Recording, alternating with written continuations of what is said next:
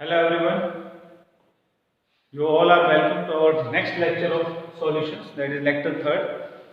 So before starting today's lecture, yesterday we were left with Henry's law, that is effect of pressure on solubility of gases.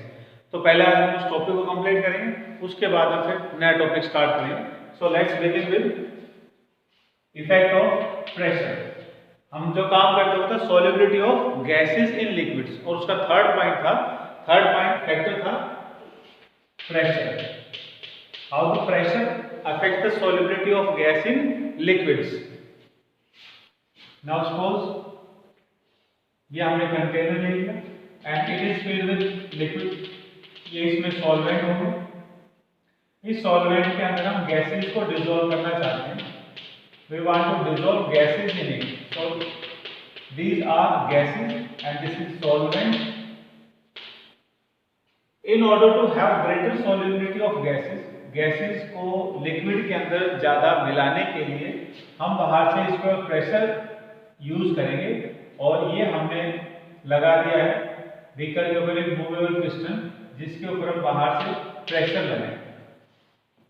So the point is कि gases का जितना ज़्यादा pressure आप बाहर से increase करोगे, बाहर से एक्सटर्नल प्रेशर जितना ज़्यादा आप गैसेस के ऊपर लगाओगे, गैसेस उतनी ही तेजी के साथ में लिक्विड के अंदर डिफ्यूज करेंगे. जब वो डिफ्यूज करेंगे इसके अंदर, तो इसका मतलब क्या होगा, they will start mixing into the solution, into the solvent.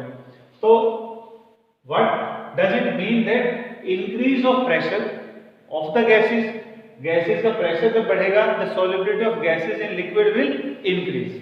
तो this is the effect of pressure, and the effect of pressure was stated by Henry, therefore it is known as Henry's law. Gas के प्रभाव को solubility के अंदर वो बताया गया था हेनरीज के द्वारा, इसलिए बन गया Henry's law. So according to Henry's law, अब Henry's law there are two definitions. Henry's law की दो definition है यहाँ पर. According to first definition में he has used mass of gas. पहले डेफिनेशन के अंदर जो इनिशिएशन मिलेगा आपको या गैस के बारे में जो बात बोली गई होगी वो होगी मास ऑफ गैस, और दूसरी जो डेफिनेशन है उसके अंदर mole fraction of gas, mole fraction of gas. Now let's start with first definition of Henry's law. Henry's law ने पहले डेफिनेशन बताया कि mass of gas dissolved in solvent is directly proportional to, gases का जो mass किसी solvent में mix होगा is directly proportional to the applied pressure over it. Gases के ऊपर जो प्रेशर लग रहा है उसके कारण ही गैसेस की मास उसके अंदर मिक्स होगी, that is m is directly proportional to p. p can be represented by capital or can be represented by small, both has their own meanings. वो हम बाद में करेंगे इस डेफिनेशन के बाद में. ऐसे हम बात करते हैं सेकंड डेफिनेशन की, मोल फ्रैक्शन ऑफ गैस को लेकर के जो स्टेटमेंट है हेनरीज की, that is mole fraction of gas dissolved in a given volume of solvent is directly proportional to the pressure applied over it.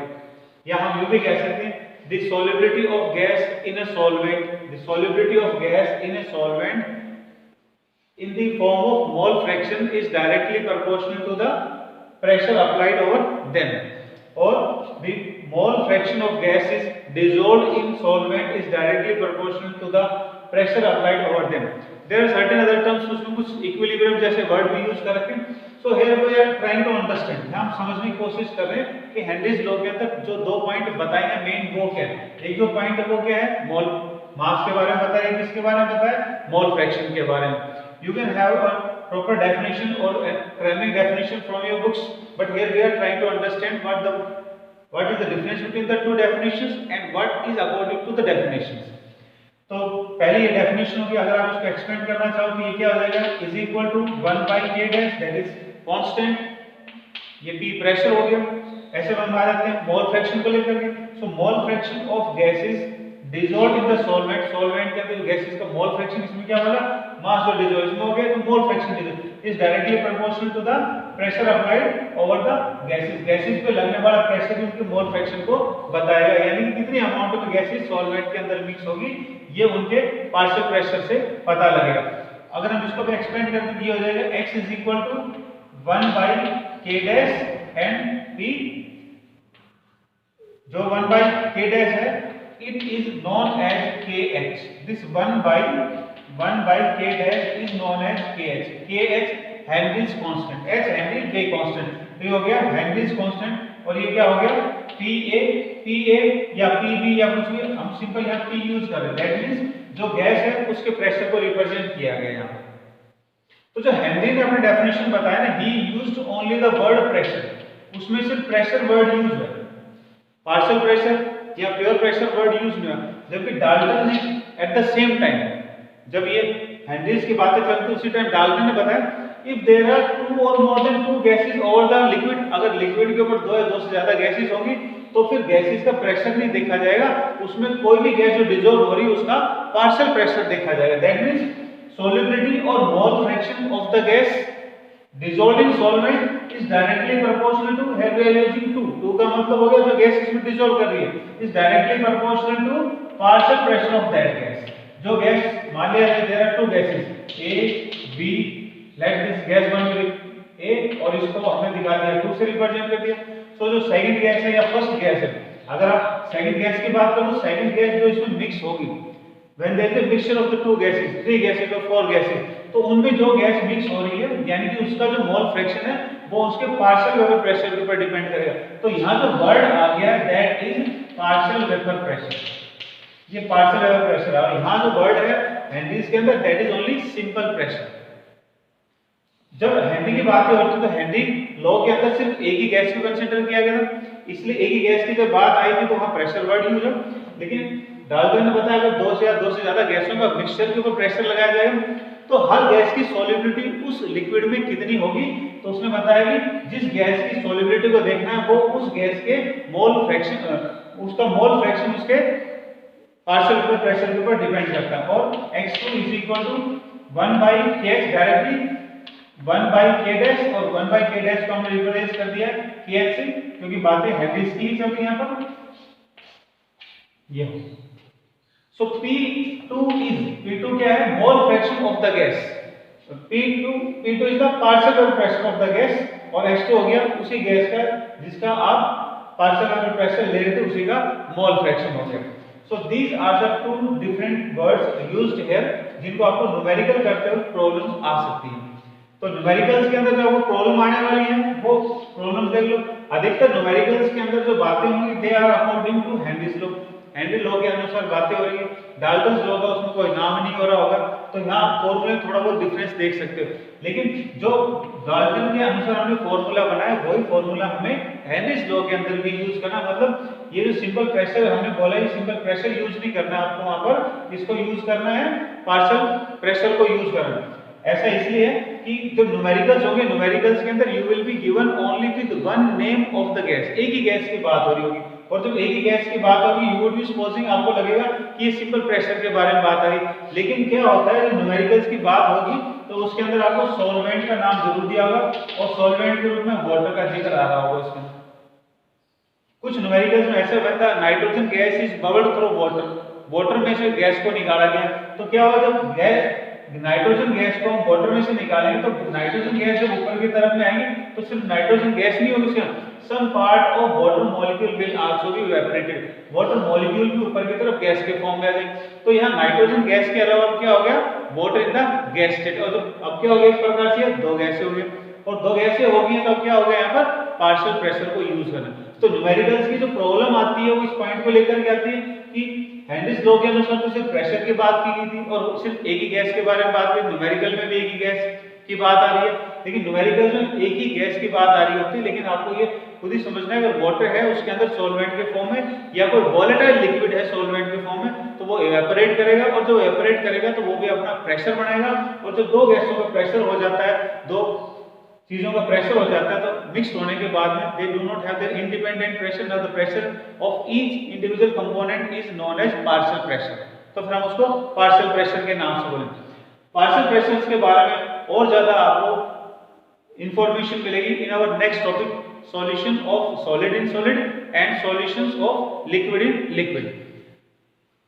Now let's continue with Henry's law.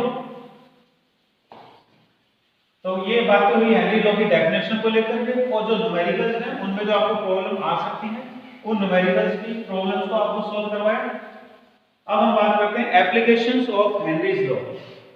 First of all let's have limitations of Henry's law.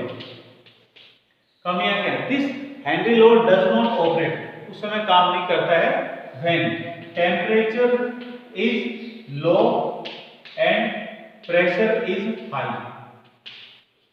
Henry law उस समय काम नहीं करता है when the temperature of the system is low and pressure is high. तो कब काम करेगा Henry law? What will be the condition for Henry's law? वो क्या होगा? Temperature must be high, temperature must be high and pressure must be low. Pressure low होना चाहिए for Henry's law. Second point आता है इसकी लिमिटेशन में कि जो गैस सॉल्वेंट के अंदर मिक्स करी जा रही है, it should not undergo compound formation. उसमें कंपाउंड फॉर्मेशन नहीं होना। अगर कंपाउंड फॉर्मेशन का काम हो रहा है उसके अंदर, if the compound formation is taking place, तो Henry's law will not operate over there. Henry law वहां काम नहीं करेगा। तो क्या कंडीशन हेनरी लॉ के लिए? There should be no compound formation. Compound formation नहीं होनी चाहिए किसके बीच में? गैस और सॉल्वेंट के बीच में। For example let us consider, gas के फॉर्म में ले लिया हमने कार्बन डाइऑक्साइड को और सॉल्वेंट के फॉर्म में ले लिया हमने वाटर को।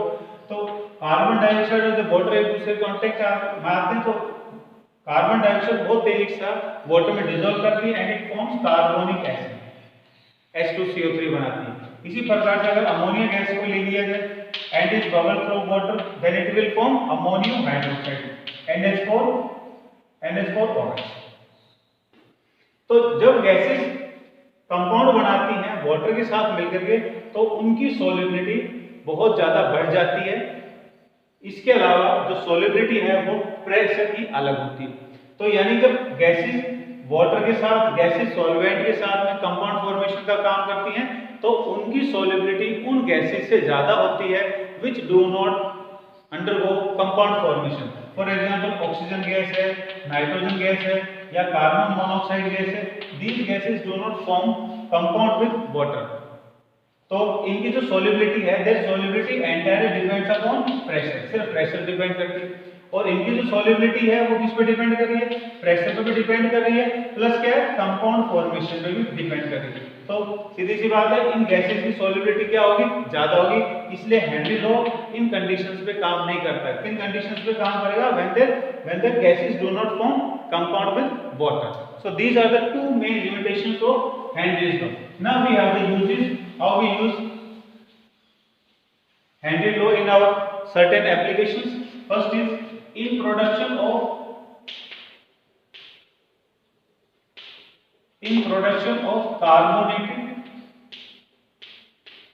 carbonated beverages। कार्बोनेटेड बेवरेजेस का मतलब हो गया वो लिक्विड चीजें जिनके अंदर कार्बन डाइऑक्साइड गैस को प्रेशर से भरा जाता है, फिल किया जाता है। जैसे कार्बन डाइऑक्साइड है, कार्बन डाइऑक्साइड को किसके अंदर फिल किया जाता है? मैक्सिमम सॉफ्ट ड्रिंक्स के अंदर। तो यहाँ जो कार्बन डाइऑक्साइड गैस होती है, ये प्रेशर के साथ देखो सॉफ्ट ड्रिंक्स जो होती हैं, कोल्ड ड्रिंक्स जो होती हैं, उनके अंदर carbon dioxide is filled in them with high pressure and that is because of, किसने बताई थी ये बातें कि गैसों को हम लिक्विड में अगर भरना हमें ज्यादा तो क्या करना पड़ेगा? उनका प्रेशर ज्यादा इंक्रीज करना होगा। That is we can say the use of carbon dioxide in soft drinks is as a result of Henry's application or Henry's law। Second जो पॉइंट आता है इसके अंदर, that is deep sea diving। deep sea diving, जो deep sea diving होती है उसके अंदर भी हेनरीज लॉ का ही यूज किया जाता है। जो डाइवर्स होते हैं, जो गोताखोर होते हैं, पानी के अंदर जब वो गोता लगाते हैं तो आपको पता है वो अपने साथ में एक सिलेंडर रखते हैं। This cylinder was initially field, शुरू में के अंदर गैसें भरी जाती थी, nitrogen gas and oxygen gas. जो सिलेंडर होता था उनके अंदर नाइट्रोजन गैस और ऑक्सीजन गैस होती थी। When the diverse were at the surface, मतलब पानी के लगभग ऊपर वाले हिस्से के अंदर जो डाइवर्स गोता लगाते हैं, ऊपर वाले हिस्से के अंदर स्विमिंग का काम करते हैं, तो उस समय ऑक्सीजन गैस की सोल्युबिलिटी बॉडी में ज्यादा होती है और नाइट्रोजन गैस की सोल्युबिलिटी कम होती है, बिकॉज नाइट्रोजन की सोल्युबिलिटी विद प्रेशर बढ़ती है, प्रेशर जितना बढ़ेगा नाइट्रोजन की सोल्युबिलिटी उतनी ही बढ़ेगी। तो जब डाइवर सरफेस की तरफ में होते हैं तो उस समय प्रेशर कम होता है, वाटर प्रेशर कम होता है, इसलिए नाइट्रोजन गैस की बॉडी में सोल्युबिलिटी भी कम होती है। तो at that time oxygen gas का एक्सचेंज नॉर्मली चलता रहता है। But when the diver makes a deep diving, लेकिन डाइवर जब बहुत नीचे की तरफ में चला जाता है, at that time nitrogen gas is inhaled with oxygen. Nitrogen gas जो है वो शरीर के अंदर ऑक्सीजन के साथ हो जाती है। And now because of high amount of hydrostatic pressure, जो हाइड्रोस्टैटिक प्रेशर है, पानी का जो प्रेशर लग रहा है बॉडी के ऊपर नीचे की तरफ में जाने पर, अब नाइट्रोजन भी बॉडी के अंदर ब्लड के अंदर मिक्स होना शुरू कर देती है। And it keeps mixed with the blood, पानी के अंदर, खून के अंदर ये आसानी से मिक्स रह जाती है। तो जब तक डाइवर नीचे की तरफ रहेगा, पानी के नीचे की तरफ रहेगा, तब तक नाइट्रोजन जो है वो उसके ब्लड के अंदर मिक्स्ड रहेगी। लेकिन जब डाइवर ऊपर की तरफ में आता है, when he comes out of the deep sea at the surface level, तो क्या होगा कि पानी का प्रेशर तो खत्म हो जाएगा। पानी का प्रेशर अगर खत्म हो गया तो नाइट्रोजन की सोल्युबिलिटी बने रहने के लिए प्रेशर की जरूरत पड़ेगी, लेकिन प्रेशर खत्म हो गया तो अब क्या होगा, ये nitrogen gas in the form of bubbles will escape with a high pressure, तेजी के साथ ये बाहर निकलेगी, which affects the nervous system, जिससे नर्वस सिस्टम के ऊपर असर पड़ता है। And this leads to disease known as bends, इसके कारण ये बीमारी बनती है, उसको बैंड्स बोलते हैं, और we call it as decompression sickness. ये इसे हम डीकंप्रेशन सिकनेस के नाम से बोलते हैं। सो that is because of nitrogen, nitrogen के कारण। जो नाइट्रोजन क्या होगी, प्रेशर के खत्म होते तेजी के साथ निकलेगी, बबल्स के फॉर्म में, बबल्स में निकलकर जो नर्वस सिस्टम होता है, हमारे न्यूरॉन्स होते हैं, उनके ऊपर इसका बहुत ज्यादा फर्क पड़ता है, और इस प्रॉब्लम को फिर हम बोलते हैं बैंड्स और डीकंप्रेशन सिकनेस के नाम से। थर्ड यूज जो है इसका, that is in gas exchange at lungs, gas exchange at lung sides. जो लंग साइड होती है, मतलब जहां पर फेफड़े हैं हमारे, वहां पर जब गैस एक्सचेंज का काम हो रहा होता है, that is also in accordance with Henry's law, वहां पे पार्शियल प्रेशर का ही यूज होता है। जब हम सांस लेते हैं, when we inhale oxygen, when we inhale air from the atmosphere, उस समय क्या होता है, एटमॉस्फेयर के अंदर we know 21% of atmosphere is filled with oxygen. तो जब हम सांस अंदर की तरफ में लेते हैं तो क्या होता है, ऑक्सीजन गैस ज्यादा अमाउंट के अंदर शरीर के अंदर आती है, साथ में इसके और गैसें भी आती हैं, लेकिन because we are dealing with only with oxygen, तो हम ऑक्सीजन के बारे में बात करें तो शरीर के अंदर क्या होगा, ऑक्सीजन गैस बहुत ज्यादा अमाउंट में, गैसें जब बहुत ज्यादा अमाउंट में, तो उसका प्रेशर भी क्या होगा, बहुत ज्यादा होगा। तो लंग्स के अंदर जब हमने सांस लिया तो क्या हुआ, ऑक्सीजन गैस बहुत ज्यादा भी है शरीर के अंदर, खासकर लंग्स के अंदर। तो लंग्स के अंदर जो ब्लड होता है, कैपिलरीज के अंदर, एल्वियोलिस की जो ब्लड वेसल्स हैं, उनके अंदर जो ब्लड था, उनके अंदर कार्बन डाइऑक्साइड का लेवल ज्यादा होता है, ऑक्सीजन का लेवल कम होता है। So due to diffusion, lungs से ऑक्सीजन गैस निकल करके ब्लड में चले जाएगी, और ब्लड में कार्बन डाइऑक्साइड का प्रेशर होता है ज्यादा और लंग्स में होता है कम, तो ब्लड से निकल करके डिफ्यूजन के कारण से कार्बन डाइऑक्साइड लंग्स में आ जाएगी, और लंग्स से फिर ये एक्सहेल कर दी जाती है। अब क्या हुआ कि ब्लड के अंदर क्या चला गया, ऑक्सीजन गैस चली गई। ब्लड में ऑक्सीजन गैस जाने के बाद में इट कंबाइंस विद हीमोग्लोबिन, ये ऑक्सीजन गैस ब्लड में चलेगी, और ब्लड के अंदर जाने के बाद ऑक्सीजन जो हीमोग्लोबिन जुड़ गई, और हीमोग्लोबिन जुड़कर क्या बना लिया इसने, ऑक्सी हीमोग्लोबिन बना लिया, और ये ऑक्सी हीमोग्लोबिन अब चली जाएगी टिश्यू साइट्स पर, बॉडी के सारे पार्ट्स में चली जाएगी, और वहां पर जाकर के इसमें से हीमोग्लोबिन अलग हो जाता है और ऑक्सीजन अलग हो जाता है, टिश्यूज के अंदर ऑक्सीजन की कमी होती है। So again because of this pressure, वहां पर जहां पर जब ऑक्सीजन हीमोग्लोबिन से अलग हो जाए तो ऑक्सीजन का प्रेशर बढ़ जाएगा, तो ब्लड से ये ऑक्सीजन निकल करके अब सेल्स के अंदर चली जाती है। सो इस प्रकार से गैस एक्सचेंज का भी जो काम हो रहा है, that is because of Henry's law. तो यहाँ भी हेनरीज लॉ का ही एक प्रकार से यूज चल रहा है। And the last is people living at high altitudes, जो लोग हाई एल्टीट्यूड्स पर, ऊंची जगहों के ऊपर रहते हैं, ऊंचे पहाड़ों के ऊपर रहते हैं, तो वहां पर भी हेनरीज लॉ की प्रॉब्लम्स देखने को मिलती है। तो व्हेन वी राइज अबव, जैसे हम ऊपर की तरफ में चलते हैं, जैसे हम ऊंचाई की तरफ में चलते जाएंगे, गैसेस की अमाउंट कम होनी शुरू हो जाती है, यानी कि गैसेस का प्रेशर कम होना शुरू हो जाएगा, और गैसेस का प्रेशर अगर कम होगा यानी कि गैसेस की अमाउंट कम होगी, और गैसेस अगर अमाउंट कम होगी it will create problem in respiration, सांस लेने में से प्रॉब्लम आएगी, ऑक्सीजन की अमाउंट कम हो जाएगी, शरीर में ऑक्सीजन कम पहुंचेगी, और ऑक्सीजन अगर कम पहुंचेगी तो ऐसे में ब्रेन को भी ऑक्सीजन कम पहुंचेगी और थिंकिंग कैपेसिटी जो होती है ब्रेन की वो कम हो जाती है। इस प्रॉब्लम को फिर हम बोलते हैं एनोक्सिया के नाम से। सो एट हाई एल्टीट्यूड्स पे क्या हो रहा है, जैसे हाइट बढ़ती गई वैसे वैसे गैसें कम होती चली। अब जब गैसें ही कम होंगी तो उनका पार्शियल प्रेशर भी क्या होगा, कम होगा, और प्रेशर अगर कम होगा तो इनहेलिंग के लिए गैसें भी कम मिलेंगी, और कम मिलने के कारण से जो प्रॉब्लम है उसका नाम क्या हो गया, एनोक्सिया हो गया। इसके अदर सिम्टम्स आर वॉमिटिंग होना, डिजीनेस होना, हेडेक होना, so these are under anoxia. इसके अलावा ये जो प्रॉब्लम है एनोक्सिया की, जरूरी नहीं है हाई एल्टीट्यूड्स के ऊपर ही हो, ये प्रॉब्लम जो है ये किसी को उस समय भी हो सकती है when there is scarcity of oxygen. अगर ऑक्सीजन की अमाउंट कम हो जाती है तब भी ये एनोक्सिया की प्रॉब्लम हो सकती है। Suppose when you are visiting a polluted city, या किसी ऐसे चौक के ऊपर आप खड़े होते हैं जहां पर गाड़ियों का आवागमन बहुत ज्यादा होता है, तो वहां पर पॉल्यूशन बहुत ज्यादा होता है, पॉल्यूशन के कारण ऑक्सीजन का लेवल वहां कम हो जाता है। तो अगर वहां थोड़ी देर भी खड़े रहे या पॉल्यूटेड सिटी में चले जाएं तो during inhalation we are breathing less amount of oxygen और पॉल्यूशन ज्यादा शरीर के अंदर जाता है, तो ये एनोक्सिया वाली प्रॉब्लम वहां पर भी शुरू हो जाती है। So these points they were accordance with our Henry's law, effect of pressure. Pressure के लिए बातें चल रही हैं। आज हम अपना नया टॉपिक करें, that is solution of solids in solids, solids in solids. Solid को जब सॉलिड के अंदर मिलाना, जब सॉलिड को सॉलिड के अंदर मिलाते हैं, ऐसे में we have two type of solids, दो प्रकार के सॉलिड बनते हैं। फर्स्ट इज नोन एज सब्स्टिट्यूशनल,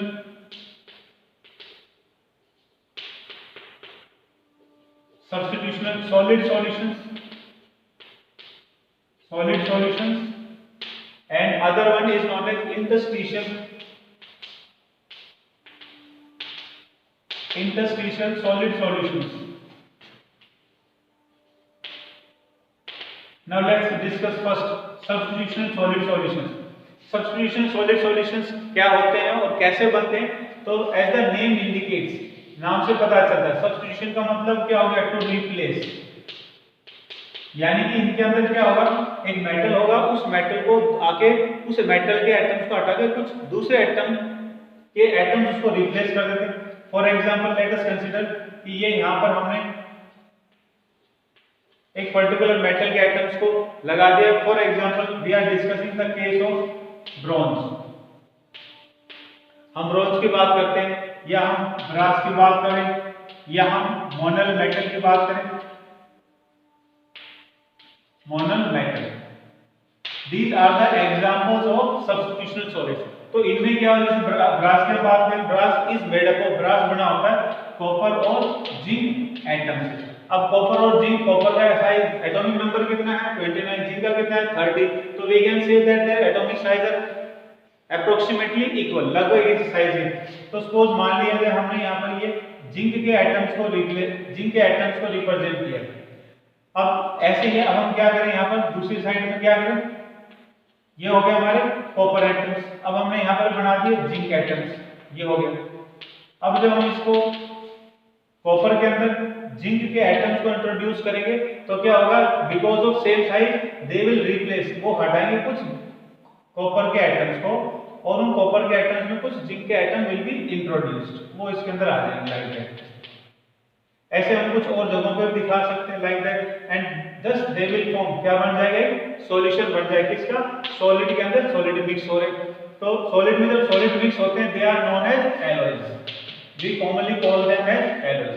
तो ये एलॉयज बन गए and they are formed by substitutional method, एक एटम हटा उससे जो दूसरा एटम आ गया। तो इस प्रकार जो सॉलिड बनते हैं, इस प्रकार जो सॉलिड सॉल्यूशंस बनते हैं they are known as substitutional solid solution. अब कौन सा है, interstitial solid solution. Interstitial word का मतलब क्या होता है, एटम्स के बीच में जो खाली जगह, लाइक दैट दिस, ये जो खाली जगह बन रही है, इस खाली जगह को हम बोलते हैं interstitial side.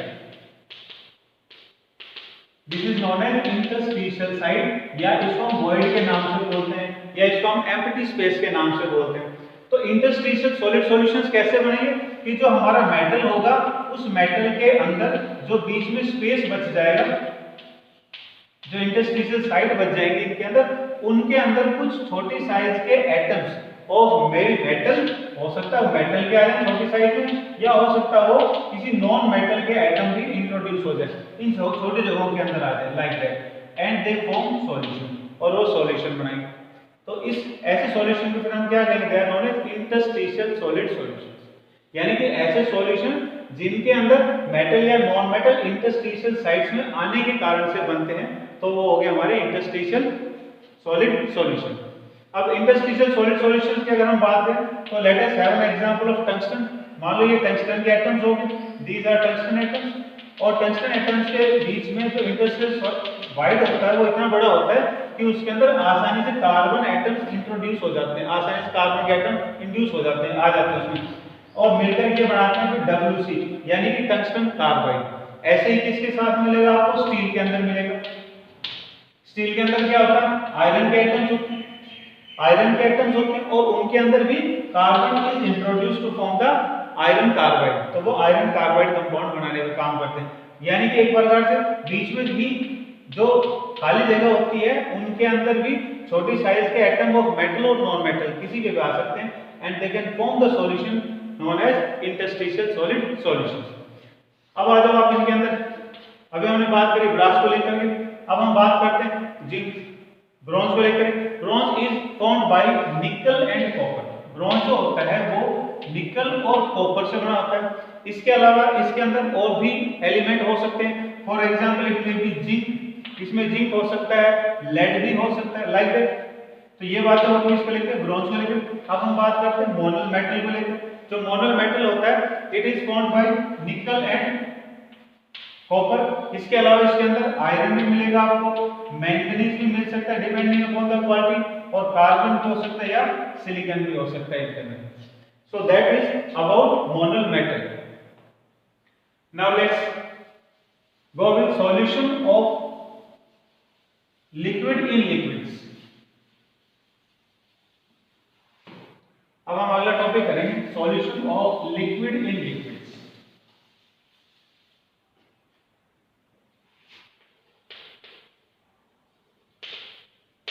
Solution of liquid in liquids. इनके अंदर क्या होगा, suppose as an example we have taken water as solvent. ये वाटर हो गया, और वाटर के अंदर हमने सॉल्यूट के फॉर्म में, सॉल्यूट के फॉर्म में हमने इसमें डाला alcohol.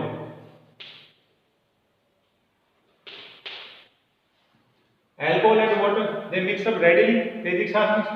So that solution is known as, इसके अंदर क्या होगा, जो सॉल्यूट हमारा वो किस फॉर्म में है, लिक्विड फॉर्म में है, और जो सॉल्वेंट है वो भी किस फॉर्म में है, लिक्विड फॉर्म में। तो दोनों किस फॉर्म के अंदर हो गए, लिक्विड फॉर्म में। तो ऐसा जो सॉल्यूशन बनेगा that will be known as solution of liquid in liquids.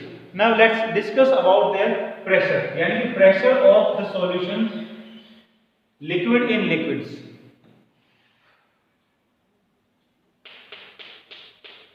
Pressure of solution, pressure of solution कौन से सॉल्यूशन का, लिक्विड इन लिक्विड सॉल्यूशंस की बात कर रहे हैं। So to understand, suppose we have taken 2 beakers, ये 2 बीकर हमारे पास, और इन दोनों बीकर्स के अंदर हमने अलग अलग रखा भी सॉल्यूट को और सॉल्वेंट को। जो सॉल्यूट है उसे हम इंटीजर 2 या b से रिप्रेजेंट करते हैं, और जो सॉल्वेंट है उसे हम इंटीजर 1 या अल्फाबेट a से रिप्रेजेंट करते हैं। Let the molecules of solute B represented bye these small spherical ball like structures। तो ये जो बीकर होगा, ये beaker will be entirely filled with solute particles. ये हो गया। ऐसे अब हम बात करते हैं आगे की तरफ में, ये सेकंड बीकर है वो किससे भरा होगा, सॉल्वेंट पार्टिकल्स।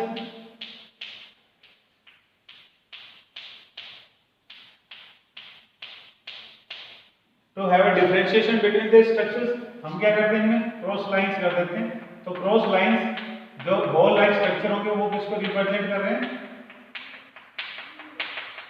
सॉल्यूट को।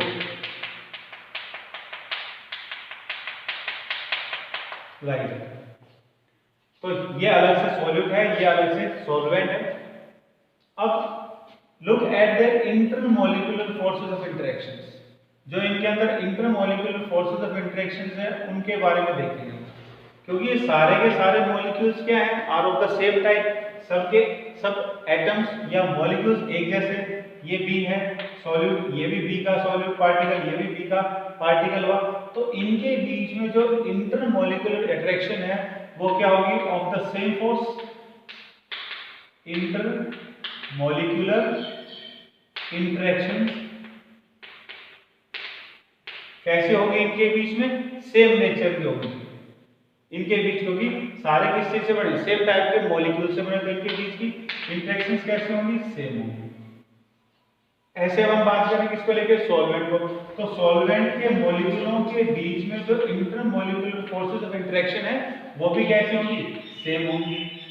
लेकिन इसकी इंटरेक्शंस और इनकी इंटरेक्शंस आपस में अलग अलग होंगी, क्योंकि यहाँ जो मॉलिक्यूल है उनका कंपोजिशन अलग है और यहाँ जो मॉलिक्यूल है उनका कंपोजिशन अलग है। तो इनमें हो सकता है हाइड्रोजन बॉन्ड हो तो इनमें डाइपोल मोमेंट हो, इनमें हाइड्रोजन बॉन्ड हो तो इनके अंदर वैन डर वाल्स बॉन्ड हो। ये भी हो सकता है इनमें हाइड्रोजन बॉन्ड और इनमें हाइड्रोजन हो सकता है, नेचुरल बॉन्डिंग दोनों में सेम, लेकिन मॉलिक्यूल्स तो अलग है। जैसे एग्जांपल हमने यहाँ किसको सॉलिड माना था, अल्कोहल को मान लिया। तो अल्कोहल का कंपोजिशन क्या है, CH3 CH2OH, और ये हमने क्या माना था, वाटर। तो वाटर क्या है, H2O H2 लाइक। तो इनके बीच में मिलने वाले interactions may be of any nature, इसमें किसी प्रकार का बॉन्ड हो सकता है, इसमें किसी प्रकार का बॉन्ड हो सकता है, लेकिन क्या है, एक दूसरे से अलग है। Now what we are doing, अब हम क्या कर रहे हैं, we are making a solution of that. हम इनका एक सॉल्यूशन बना रहे हैं। तो सॉल्यूशन बनाने के लिए अब हमने क्या किया, इन दोनों को मिक्स कर दिया। जब हमने इनको मिक्स किया तो ये सॉल्यूशन बन जाएगा हमारे पास लाइन में। अब इसमें कुछ मॉलिक्यूल्स इसमें किसके होंगे, सॉल्यूट के होंगे, और कुछ मॉलिक्यूल इसमें किसके मिलेंगे आपको, सॉल्वेंट के। क्यों, क्या हो गया इनके अंदर, मिक्स हो गया, like that you can draw it up to bottom. अब बात करते हैं इनके प्रेशर को लेकर। जो मेन पॉइंट हमारा वो है प्रेशर को लेकर।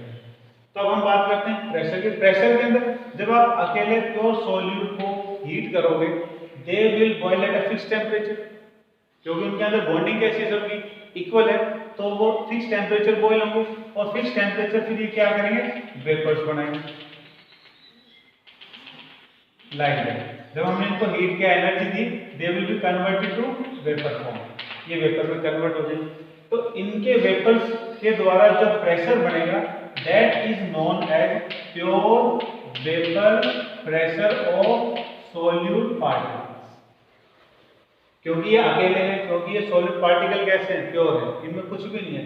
तो इनके द्वारा जो वेपर प्रेशर बढ़ेगा, वेपर जब हम हीट करेंगे तो वेपर बढ़ेंगे, और ये वेपर क्या करेंगे, प्रेशर बढ़ाएंगे। तो जो प्रेशर बढ़ेगा प्योर सॉलिड पार्टिकल्स के द्वारा, प्योर सॉलिड के वेपर्स के द्वारा, will be known as pure vapour pressure of solid. ऐसे अगर हम सॉल्वेंट को प्योर फॉर्म में हीट करते हैं तो ये भी किस में कन्वर्ट हो जाएंगे, वेपर फॉर्म के अंदर कन्वर्ट होंगे, ये भी वेपर्स को बनाएंगे, और इन वेपर्स के द्वारा जो प्रेशर लगेगा, that will be known as pure vapour pressure of solvent.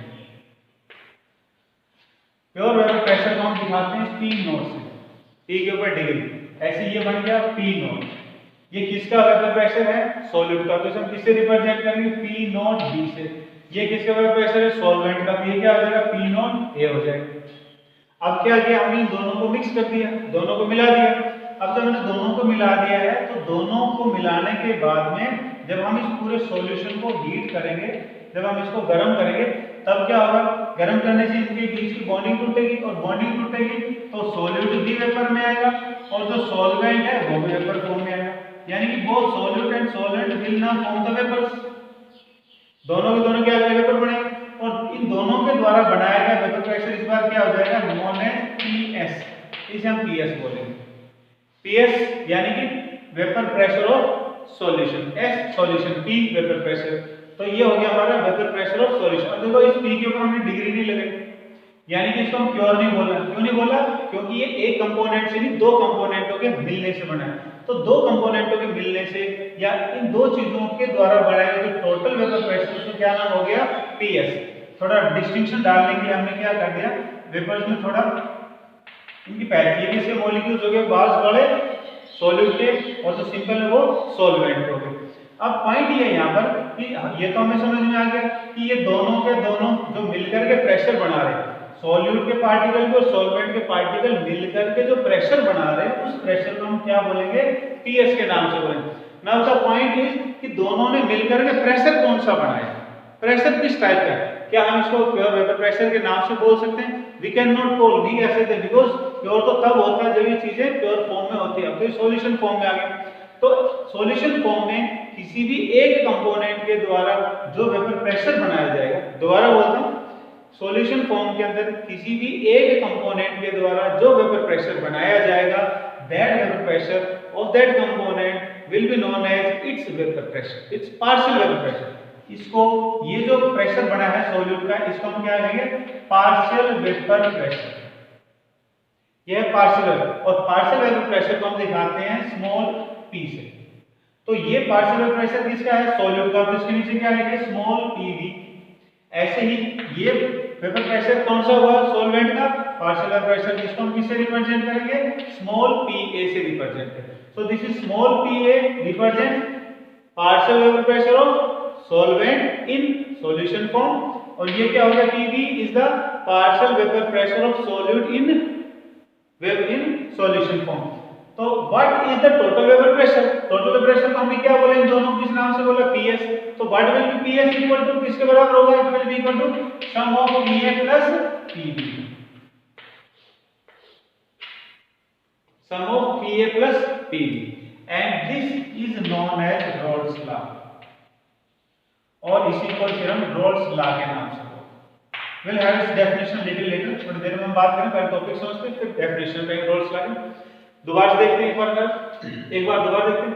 तो ये तो क्या होगा, हमारा सॉल्यूट पार्टिकल्स हो गए, ये हमारे सॉल्वेंट पार्टिकल्स हो गए, दोनों को जो हमने इंडिपेंडेंटली हीट किया तो they boil at a fixed temperature, तो ये प्योर कंपोनेंट के रूप में काम कर रहे हैं। तो इनके द्वारा जो प्रेशर बन रहा था अकेले होने पर, व्हेन दिस इज अलग और when this part is also different, तो क्या हो जाएगा, इनका जो प्रेशर होगा वो कैसा होगा, प्योर वेपर प्रेशर होगा, इसका जो प्रेशर होगा वो कैसा होगा, सॉल्वेंट का प्योर वेपर प्रेशर। लेकिन दोनों को जब हम मिला देंगे तो मिलाने पर अब जो वेपर प्रेशर बन रहा है दोनों पार्टिकल्स के अंदर, वो कैसा प्रेशर कहलाएगा, पार्शियल वेपर प्रेशर है। Now the point is difference between pure vapour pressure and partial vapour pressure. तो pure vapour pressure, partial vapour pressure को डिफरेंस करने के लिए let me give you an example. मान लिया you are 30 students in a class, 30 बच्चे हैं class के अंदर, और हर एक बच्चे को बोला गया है कि वो एक एक बच्चा आकर के दीवार के ऊपर धक्का लगाए। तो एक बच्चा जब आएगा वो अकेला जब अपना प्रेशर जब इसके ऊपर लगाएगा दीवार के ऊपर, तो वो अपनी पूरी एनर्जी को यूज कर पाएगा। ये तो हो गया एक सिंगल कंडीशन, मतलब जब अकेला कोई स्टूडेंट आए उस लेवल। अब क्या, all are made together have the pressure on the wall, सबको एक साथ बोले दीवार पर प्रेशर लगाने। अब ऐसे में क्या हो जाएगा कि सारे के सारे बच्चे अपना कंप्लीट प्रेशर इसके ऊपर नहीं लगा पाएंगे, बिकॉज जब बच्चे प्रेशर लगा रहे हैं तो वो एक दूसरे के साथ टच भी कर रहे होंगे, एक दूसरे को रोकने का भी काम कर रहे हैं। ऐसे में जो प्रेशर लगाया जा सकता था किसी बच्चे के द्वारा, वो पूरा प्रेशर दीवार तक नहीं पहुंच पाएगा। तो भीड़ के अंदर जो प्रेशर लग रहा है वो कैसा प्रेशर हुआ, हर बच्चे का पार्शियल वेपर प्रेशर हुआ। क्योंकि ऐसे में क्या, जब एक बच्चा अपना प्रेशर लगा रहा होता है तो उसमें दूसरे बच्चे के हाथ या पैर लग जाते हैं बीच के अंदर और उसका प्रेशर कम हो जाता है। तो हर कंपोनेंट के अंदर क्या होगा, हर स्टूडेंट के साथ में क्या होगा, उसका प्रेशर डिक्रीज होता चलेगा। तो जब सॉल्यूशन फॉर्म की बात आ जाएगी तो सॉल्यूशन फॉर्म के अंदर क्या होगा, जब सॉल्यूट पार्टिकल इवेपोरेट हो रहे होंगे उस समय सॉल्वेंट मॉलिक्यूल को नीचे की तरफ अट्रैक्ट कर लेंगे, और जब सॉल्वेंट मॉलिक्यूल्स वेपर फॉर्म में कन्वर्ट हो रहे होंगे तो सॉल्यूट के पार्टिकल्स उनको नीचे की तरफ अट्रैक्ट कर लेंगे, यानी कि उनको वेपर को बनने से रोकेंगे। तो क्या हुआ कि इनका वेपर प्रेशर क्या हो रहा है, प्योर से कम हो गया। प्योर से कम हो गया इसलिए क्या नाम रखा इनका, पार्शियल वेपर प्रेशर। तो पार्शियल वेपर प्रेशर कब होगा, जब भी सॉल्यूशन की बात आ गई, और जो प्योर प्रेशर कब होगा, when the components are separated, जब वो चीजें अलग है। तो what is the total vapour pressure of solution, solution total vapour pressure क्या हुआ, sum of the partial vapour pressure of solute and solvent. अब देखो, अब हम बात करते हैं रोल्स लॉ को लेकर। रोल्स ने भी इसी बात को बताया, रोल्स ने अपने लॉ के अंदर भी इसी बात को बताया था कि total vapour pressure of a solution, एक सॉल्यूशन का जो टोटल वेपर प्रेशर होता है is equal to the sum of the partial vapour pressure of solute and solvent. ये हो गया, ये हुआ रोल्स लॉ का पार्ट 1 डेफिनेशन।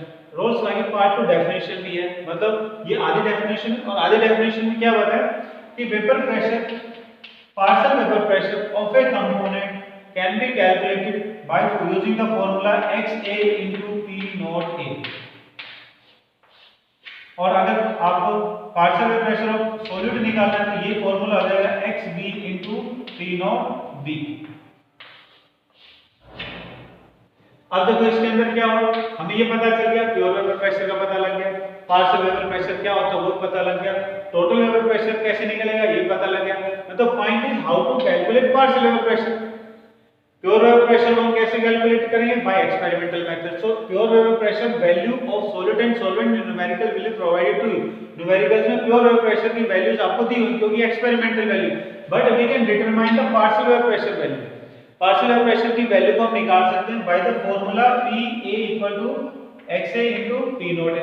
यानी कि किसी भी पार्ट का, किसी भी कंपोनेंट का जब आपको उसका पार्शियल वेपर प्रेशर निकालना हो तो उसको निकालने के लिए उसका मोल फ्रैक्शन इनटू उसका ही प्योर वेपर प्रेशर, इन दोनों पॉइंट जब आप गुणा कर दोगे तो ये उसका पार्शियल वेपर प्रेशर आ जाएगा। यानी कि सॉल्यूशन के अंदर वो कितना प्रेशर बना सकता है उसका आंसर आ जाएगा।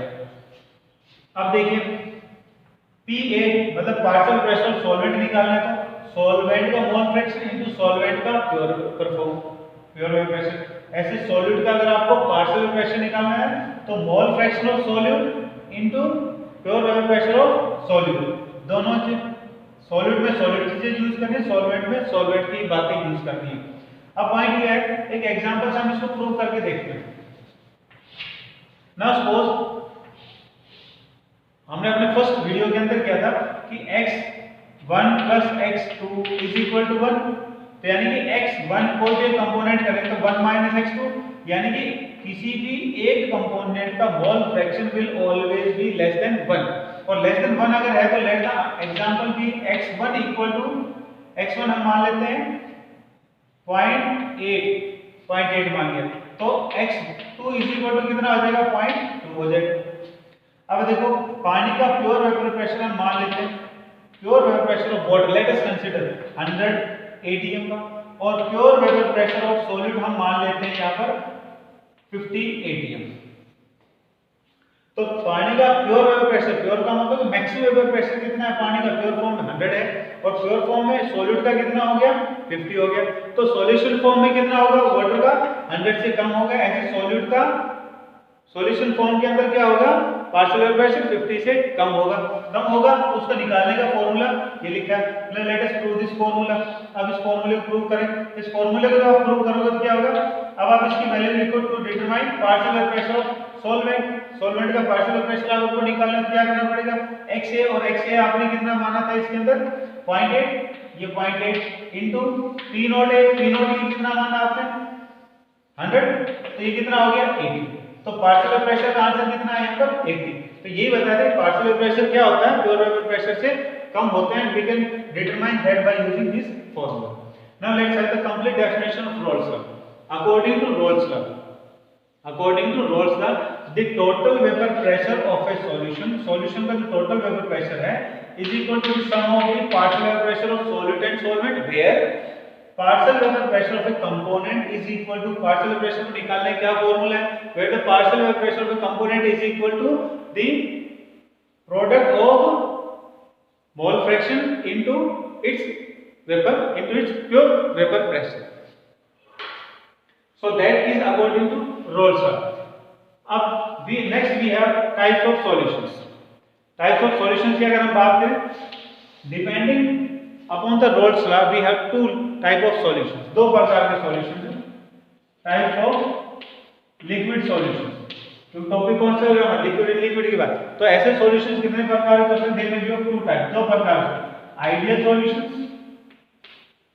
Solutions and non ideal solutions. Ideal solutions and non ideal solutions, we have two definition for that. दो डेफिनेशन बनती है, एक तो वो सॉल्यूशन जिनके अंदर enthalpy change is equal to 0, और दूसरा point change in volume equal to 0।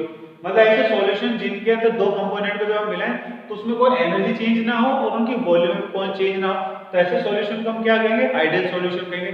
और दूसरी जो डेफिनेशन है वो ये कि an a solution which follows Raoult's law, कोई भी सॉल्यूशन जो रोल्स लॉ को फॉलो करता है। और कंडीशन थी P A plus P B और आधा पार्ट बी।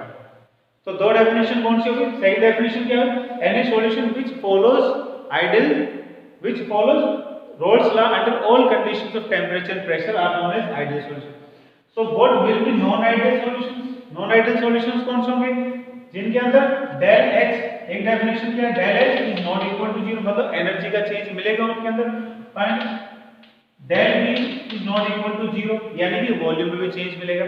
और सेकंड डेफिनेशन की बात करें तो सेकंड डेफिनेशन के अनुसार non ideal solution are those solutions which do not follow Rolle's law under same conditions of temperature and pressure. For and the detailed point and formulation value we will have in our next video. Based on this, अब जो आपने यहाँ जो काम किया इस पर based you can solve the numericals and that is जो आइडियल सॉल्यूशन जो हमने किए इन पर बेस्ड न्यूमेरिकल्स का आप कर सकते हो। दोबारा से फटाफट बता देता हूँ आपको, P S is equal to क्या था, P not P small P plus P B, ये हो गया। और इनमें से किसी भी कंपोनेंट को निकालने का फॉर्मूला क्या था, P is equal to P X A into P not P. और ऐसे आप इसको किसकी जगह रिप्लेस कर सकते हो, सॉलिड के लिए कर सकते हो।